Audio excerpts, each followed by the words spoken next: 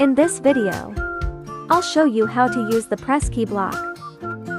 Its function is to simulate pressing a specific key on a target element, commonly used to trigger web page shortcut actions. For example, press Escape to close a dialog. Press Enter to submit a form. Press arrow keys to switch images or browse posts.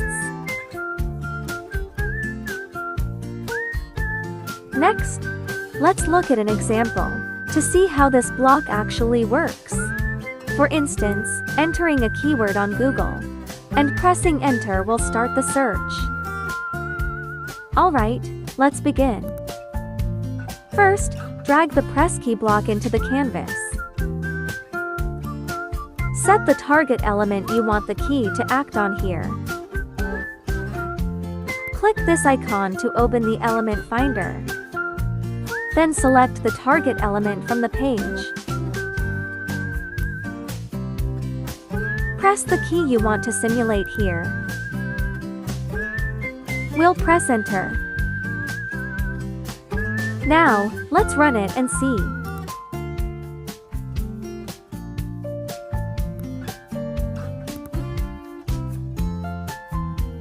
As you can see, it successfully pressed the Enter key. Please note, this block can only trigger shortcuts within the web page itself. It cannot trigger system shortcuts. For example, Ctrl and C for copy, Ctrl and V for paste. It also cannot trigger browser shortcuts. For example, Ctrl and T for a new tab, Ctrl and N for a new window. These shortcuts are protected and cannot be simulated directly by extensions. This block offers two trigger modes: script mode, lightweight and fast, suitable for most cases. Highly recommended. Debugger mode. Interaction is closer to a real user and can be used as a fallback for script mode.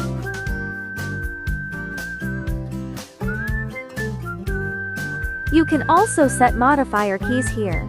That is, while pressing the chosen key, press keys like Shift or Ctrl. When this option is enabled, if the target element is off screen, it will first scroll the elements into view, then simulate pressing the key, making it more like a real user action.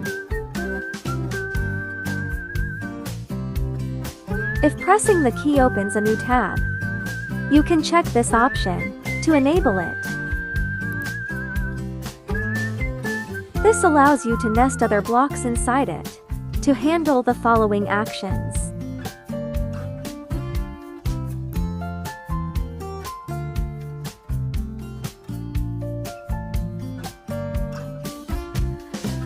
Now, let's do a fun little exercise.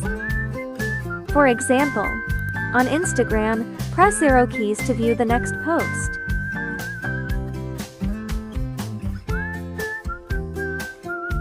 Then press Escape to exit viewing mode. Alright, let's get started.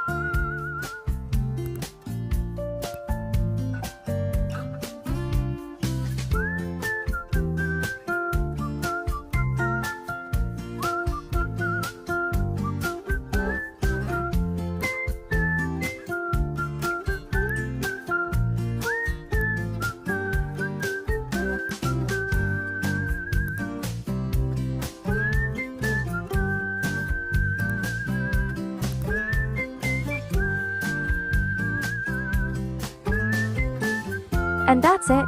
Now try it out for yourself.